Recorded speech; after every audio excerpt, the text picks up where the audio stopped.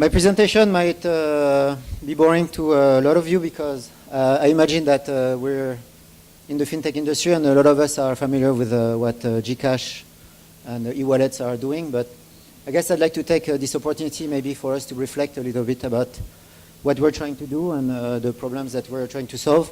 And I hope I can convince you that there's more in the payment, cashless and payment than what it seems.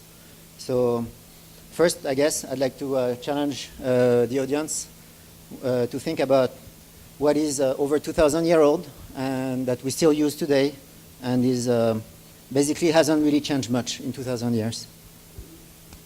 And it's really simple. It's coins. We use coins all the time, or cash. This is really a 2,600-year-old technology. The oldest coin that was found was around 600 years before Christ. So, and it really didn't change much, right? And society nowadays moves really fast, and it's kind of incredible that we're just take it for granted that we're going to use a 2,600 years old technology, while when we look at a Game Boy or a TV that is not flat screen, we're like, wow, this is ancient, right? But then you have a dinosaur living in your pocket and you don't even realize it, right? So I thought that was interesting, right? And I guess people sometimes don't realize, I guess, the pain points of cash because we take it for granted. We don't see the cost of cash in our everyday lives, right? We see it's very costly, right? You have the 1 cent coin in the US costs 1.5 cents to make, right? It's retarded. You have to transport it, right? It's vulnerable, right? It can be stolen. It's easy. I mean, it's not easy, but like it can be replicated. You have fake money. You have fraud all the time, right? It's not traceable. It's inconvenient. You have to wait in line. You have to talk to someone, and it's tempting, right? Even employees at cashiers, it's tempting, right? You have cash all the time. I have a friend who has a few stores, and he tells me he's just taking for granted 5% of the sales are always lost, right? It's just it happens, and I guess it's really we want to challenge that, right? And we believe that. That's right. So what? Like Richard mentioned before, I used to work in finance, and I remember when Facebook IPO'd. The stock was at $38. Everybody was excited. It went up to 42, and then Mark and I think everybody here in this room probably forgot how we used to use Facebook, right? We used to use it on our computer, right? And I think then they launched on the iPad, and it was, woo, there's a Facebook on iPad, that's crazy. And then Mark Zuckerberg dropped the bomb, right? He said, I'm going to put Facebook on your smartphone. Everybody panicked. Everybody's like, what? Like, how are you going to sell ads? How are you going to make money when we used to have 19-inch screens and now you have a 3-inch screen, right? How is that going to work? The stock dropped to $18, right? Now we all know where Facebook is, right? It's $180 times 10 since. But it still took Facebook 1 year to reassure investors and everyone that it was the right move, right? And really, this, I think, illustrates the fact that the mobile and the mobile phone and the apps and mobility and lifestyle also is important and are the ingredients we believe that will help us, are the right ingredient for us to transition to a cashless society. So we're hoping that we can move from cash to Gcash. Your advertising, of course. Mynt is the leading fintech company in the country, pioneering initiatives to create a cashless society and to provide financial services for every Filipino. Its purpose is to enable the aspirations of the financially underserved by providing safe, convenient, and affordable access to financial services to consumers and merchants. Gcash is the leading micropayment service that transforms the mobile phone into a wallet, for secure, fast, and convenient financial transactions. The GCash app allows you to buy load, send money, pay bills, book movies, and do a lot more with just your phone. GCash now has more than 5 million customers and is expected to grow significantly with the new investment and commitment of Alipay, Ayala, and Globe. Alipay brings to the table expertise in the global fintech space as they have scaled mobile payments in China and in India. Alipay is the leader in online and mobile payments with over 520 million users in China, while Paytm has over 230 million users in India. With Alipay as the inspiration, GCash recently launched its new service that enables customers to just scan to pay for their transactions. Customers can log into the GCash app, swipe left, and scan a merchant's QR code. After keying in the amount, they will receive a successful transaction confirmation. Since launch in July, it is now accepted in several food establishments in BGC, like Mercado Central, Cabecera, and soon to your favorite retail store near you. This service allows GCash to accomplish its mission to provide simple, secure, low-cost, and accessible digital financial services for every Filipino consumer and merchant. Be a part of the country's cashless revolution. Become a GCash partner today. So, actually, I have to put this in context. This video is 3 months old. So since then, I guess the group of Alipay, Paytm, TrueMoney, and GCash have added 70 million active users. Okay, sorry. 70 million monthly active, new monthly active users. And here, GCash in the Philippines, you probably saw the QR codes a little more prominently now. We're in 6,000 merchants. We're in all Ayala malls. Obviously, we started with them. SM, NCCC, Robinson. We grew a lot already in the past 3 months. But on top of that, like Anthony, our CEO, mentioned, we have already around a dozen use cases, from sending money, sharing bills, paying bills, etc., etc. But we want to do a lot more, right? Ant Financials app has probably over 100 applications, right? You can, in India, 40% of the Uber rides are ordered from the Paytm app, right? A lot of apps becomes features, I guess, of payment, cashless payment ecosystem.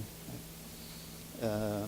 And that's what we like to empower, right? We want to give all these possibilities to consumers, for them to be able to not have to line up to pay bills, right? You can do it from your phone. You don't need to worry about getting robbed. Everything is protected and encoded. And we're integrating also with Alipay's technology, which is one of the best in the world. No need to panic about running out of telco load. And no need to count your change, right? And no need to touch dirty bills and coins. And manipulate cash in general, right? You can do all that with your phone. So we take something that you do multiple times a day, right? Payment, transactions, that's a given, right? You do 5, 10 transactions a day, right? And we embedded it in your favorite gadget, right? Your phone. And I hope that, I guess this describes pretty well what everybody thinks about payment platform and what Mynt and GCash is about, right? But I'd like to challenge that actually today. Today, I'd like to talk about these 4 companies: Amazon, Google, Alibaba, and Facebook. What do you guys think these 4 companies have in common?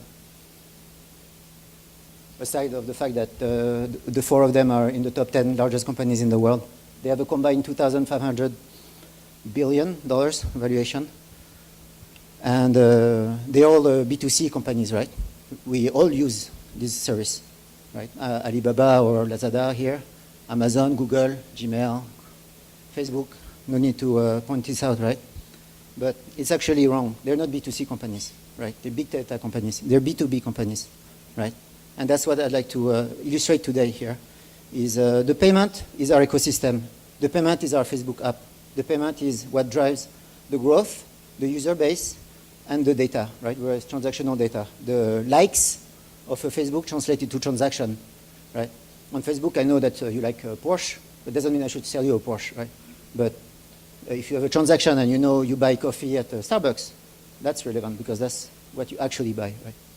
So we believe that that data is powerful, and we know that it can be broadly used because in China, as mentioned in the video, Alipay has 550 million monthly active users, Paytm 250 million monthly active users, etc., right? So we know it works. And they don't leverage on more technology than what is available already in the Philippines, right? So that's what we want to become. We want to become enablers.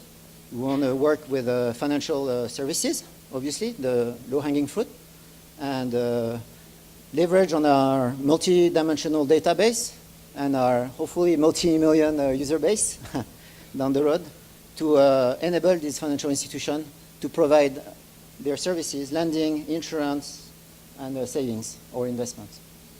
And again, these industries are plagued by pain points, right? Most of them are brick and mortar, right? The big banks in the Philippines have 200, 400 branches. Well, how much real estate cost is that? How much energy and salaries does this represent, right? And what is the outcome, right? You have 70% of the Filipinos don't have a bank account. Something like 5% have credit cards and credit score. And I think 60 or 36% of the municipalities in the Philippines don't even have a branch, right? It's really sad. And we think that we can achieve true financial inclusion through that payment platform, right? The payment platform will cost us billions to build. We have to acquire users. We have to educate people, financial literacy, and how useful and secure and how cash is backward, and get this convenient additional app that will power your lifestyle every day, every time you need a service or transaction or goods. And we want to turn this into a financial inclusion tool, right? We can build credit scores, like Tala mentioned, but where data will be financial transactions and other, of course, other sources. And insurance, same, right? We can help insurers price better their policies. Right now, I think one of the, if there is a criteria for insurance is the age, but sometimes it's just package, right? It's like 20,000 peso coverage in case of this. That's the cost, that's 20 peso per month, that's it. Doesn't matter who you are, if you're care and if you're careful, and right, no one cares. And we think, again, if we can layer our data on claim data, we're hoping that we can help insurance company build products that are more adapted, more segmented, right? A better segmentation of the population to reach out to everyone, right, with the right product. And we can do it because we have the platform, the payment platform. We can disburse, we can accept payments, we can do daily withdrawal. If you have an insurance and it's 1 peso a day, sure, no problem. We can, of course, disburse these loans and or insurance claims. And we can empower that, right? And right now, nowadays, it's very time-consuming and inefficient, right? So we can do a lot here, right? And I guess, so that's why we care really about our users and our partners. We want to build this ecosystem for everyone to make their life better every day, and indirectly, I guess, as a consequence, to create what we believe is the right environment to do financial inclusion. So we know it's possible because Alipay has done it again in China, right? And that's Alipay's version of lending, 310, right? 3 minutes to apply, 1 minute to process, analyze, disburse, 0 human intervention, right? That's, I guess, the solution that Tala is also offering nowadays. Alipay is working with 70 insurance companies, and they have customized pricing already and customized products, and customized app as well, right? Like if I go on the insurance tab on the Alipay app, I'm not going to see the same offers that you will see or that you will see, right? It's customized to you, right? We're accustomed to that, right? On Amazon, they already know what I want to buy, right? I don't even have to browse anymore, just like look at the first page, right?